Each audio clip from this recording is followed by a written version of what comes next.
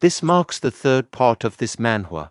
If you haven't viewed the previous parts, you can access it by clicking the I button located above, or the link is provided in description. Let's begin our recap video for today's manhwa. Zhang, gesturing towards a nearby person, remarked, "The individual there is Qin Jinyang, senior brother. Observe how he exudes dignity and capability." Qin, smiling, replied, "As a newcomer, I fear handling such a challenging task. Please forgive me, senior brother." Addressing Qin, Zhang stated, "You're simply unwilling, aren't you? Whoever wishes to guard the death row prisoner, step forward." Guards withdrew upon hearing Zhang's words.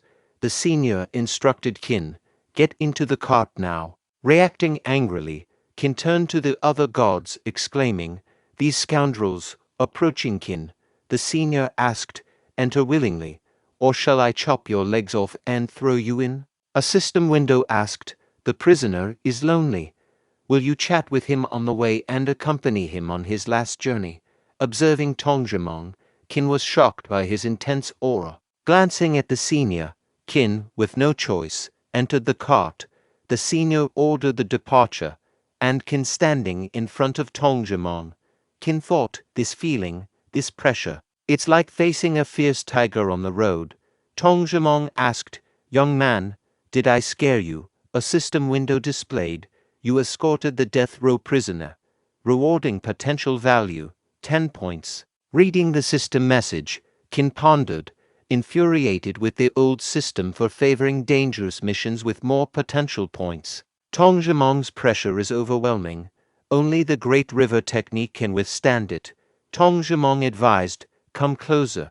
The pressure will crush you if you stay too far." Qin considered, closer means less pressure, still imposing, and the Great River technique may not last. I might burst and die. Moving towards Jingyang, while he was little distance for him. Jingyang laughed, saying, "Let me taste your blood." Realizing his mistake, Qin exclaimed, "Damn it, I misinterpreted his words." A system window appeared, offering items for a sleep-deprived strong man. Options included a coarse cloth pillow, sleep aid powder, and a sheep counting picture book. Qin thought, not a pillow or a picture book. Hypnotizing powder with the Great River technique and dirt field technique. Jingyang laughed while Qin strategized, "System, you finally done right for the male protagonist. Scoundrels outside won't care about movements inside the cart, suiting me fine." Qin used the Great River technique, dirt field technique, and hypnotizing powder. Meanwhile he also affected by Jingyang's aura. Noticing a hypnotizing powder, Jingyang exclaimed, "This is a complete disaster." Qin collapsed and lost consciousness. A senior outside the cart, sensing Jingyang's aura, commented, "The kid is dead. Good, Jingyang's killing intent can calm down now." Zhang silently reflected, "Qin Jinyang, you're finally dead." Later, Qin regained consciousness and rose. Jingyang, puzzled, asked, "Who are you?" Qin retorted, "Are you confused?" A system window appeared, stating, "The strong man in front of you is hypnotized. Rewarding potential values, 5 points." Qin, reading the message, thought, if that's the case. He then claimed, "Son, I'm your father. You don't even remember me now." Jingyang, disbelieving, asked, "Father?" Qin shouted, "Fool, don't you recognize your own father? How's your rotten fist essence technique? Recite it for your father." Jingyang complied, "Father, your child will recite it now. Mountains are fixed, moments follow 9, and he continues." A system window prompted, "To learn rotten fist beginner level, 15 potential points are needed. Allocate the points." Qin agreed. His profile displayed as Qin Jinyang with a decayed wood physique 19/20, a Helan Mountain Villa servant. Skills, Great River technique bottleneck, dirt field technique minor attainment, and rotten fist beginner. Potential value, 1. Another window asked to use more hypnotizing powder for a peaceful to let him pass away in a happy dream, because this man has suffered too much torture. Qin mused, "So, this is rotten fist martial arts. There must be more good things. Curious, he asked Tongjiang, "Son, you've worked hard. Where's your hidden savings?" After a while, the group arrived at their destination, and Qin stepped out of the cart. He greeted Master Fu and Sir Liu, saying, "Hello, Master Fu, hello, Sir Liu." Zhong and the senior were astonished to see Qin alive and well, pondering, "Is he really unharmed? Did he not perish? What's going on?" Meanwhile, Liu was impressed by Qin's bravery and approached him, noting, "This young hero possesses both courage and potential." Qin thanked Sir Liu for the compliment. As Master Fu observed them talking, Qin modestly downplayed his actions, while Liu expressed his admiration. Liu then informed Qin, "My government office has formed a new patrol unit, and we could use someone like you. The future looks promising." Suddenly, a system prompt appeared, stating, "Master Fu highly values reputation. A true man remains steadfast despite poverty or low status. Will you uphold his honor?" Qin noticed and replied to Liu, "Thank you for your kindness, Sir Liu. I am a humble peasant from a mountain villa. My loyalty lies with the villa, and I'm even willing to sacrifice for it, regardless of future prospects." Another system message appeared, declaring, "You have upheld Master Fu's honor, rewarding potential value 4 points." Liu smiled and announced, "Well said. Bring 10 taels of silver to reward this young hero." Master Fu, chuckling, also promised Qin a reward of 15 taels. Qin happily anticipated the payment for completing the mission, while Zhong and the senior seethed with anger. After a while, Qin, studying the map, mused to himself, "Tongjiang's savings must be on here." Doubting Tongjiang's honesty, he pondered, he shouldn't have lied about the location. Inquiring, "So it's supposed to be here, but where's the ruined temple?" Lost in thought, he accidentally stepped on a sleeping tiger's tail. Startled, Qin turned to find an angry tiger behind him. Panicking, he ran while attempting to use hypnotizing powder, which proved ineffective. Bewildered, he resorted to throwing various items from his inventory. Fearing the tiger, he decided, "I should hide in the bushes for a moment." Unfortunately, hiding led him to a cliff, and he tumbled down, thinking, "Ouch. Relying on rotten fist and dirt field technique isn't sufficient. I need to learn Qigong soon." Surveying his surroundings, Qin discovered the desired ruined temple. Examining the area, he speculated, someone tried to take Tongjiang's treasure, but the divine statue protected it. Outsiders can't grasp the rotten fist technique. Perfect opportunity to test it. Using the technique, the statue crumbled, revealing a wooden box. Excitedly, Qin opened it. He exclaimed, "Golden leaves, I'm rich, and this small bottle. Is it medicine?" A system window appeared, presenting information.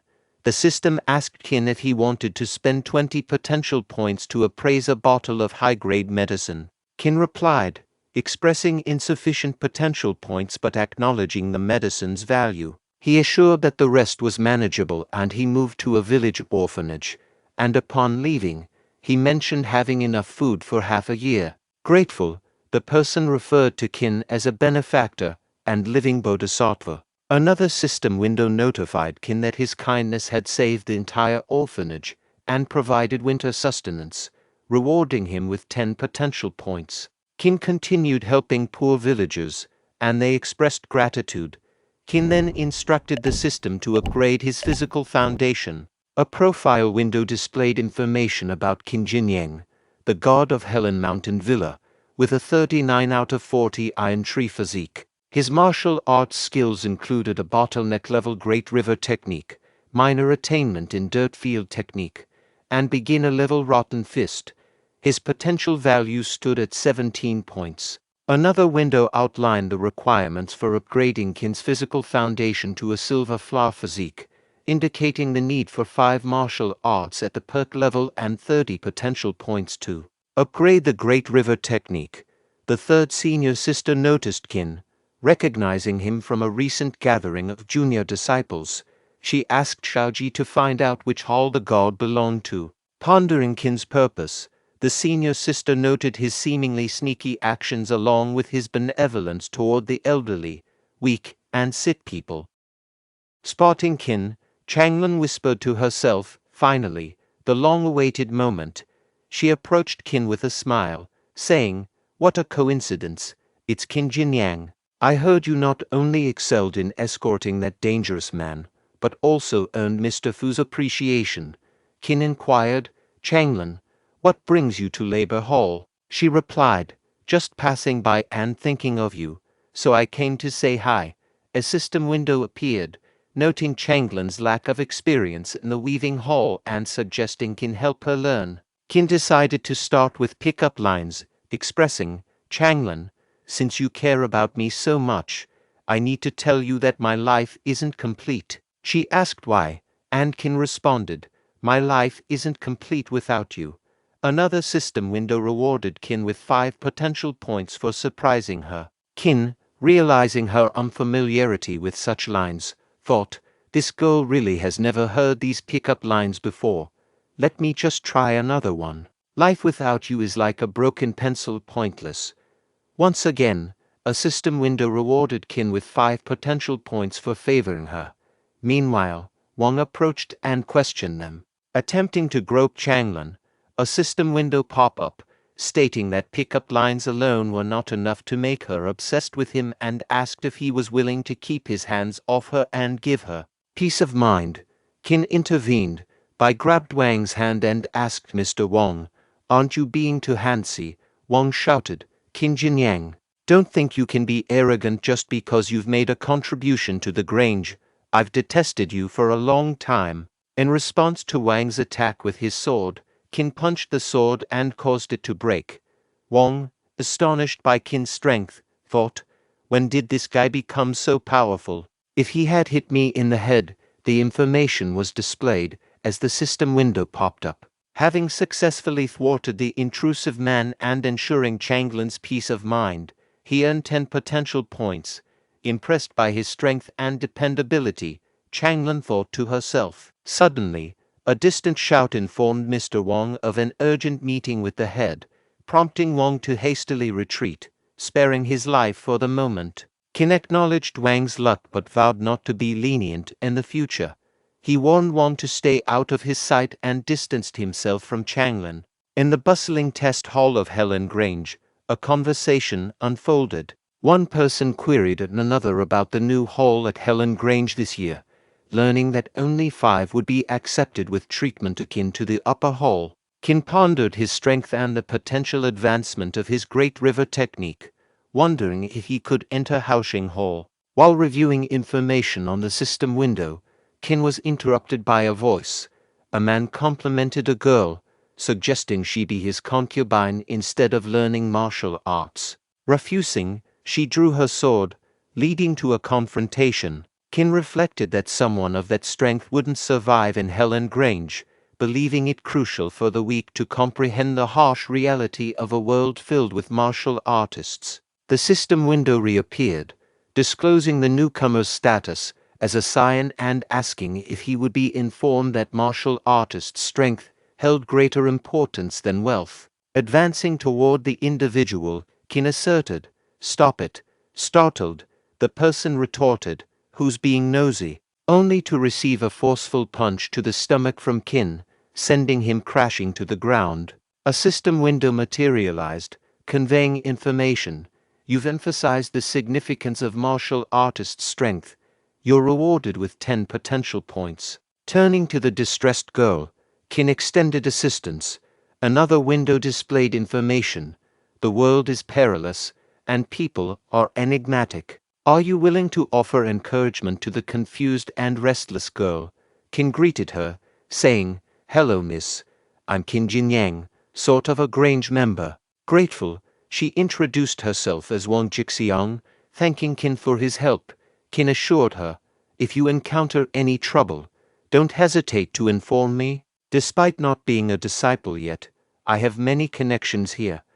Wang Jixiang expressed gratitude, mentioning she was alone. Qin complimented her, predicting a successful entry into Helan Grange. Overjoyed, she said, "Really thank you. A window displayed information. You provided hope to a confused and restless girl. You're rewarded with 5 potential points. With a smile, Qin encouraged, let's fight for it. Simultaneously, as they conversed, onlookers in the line whispered about the girl in the red dress, recognizing her as Yao Shaoji, Zhu Bingbing's servant disciple. Shaoji, addressing Qin, remarked, Qin Jinyang, right, you don't have to wait in line. Go inside first. Qin asked if he could take Wang Jixiong in with him, prompting Shaoji's incredulous thought. Are you kidding me? She replied. Take her with you.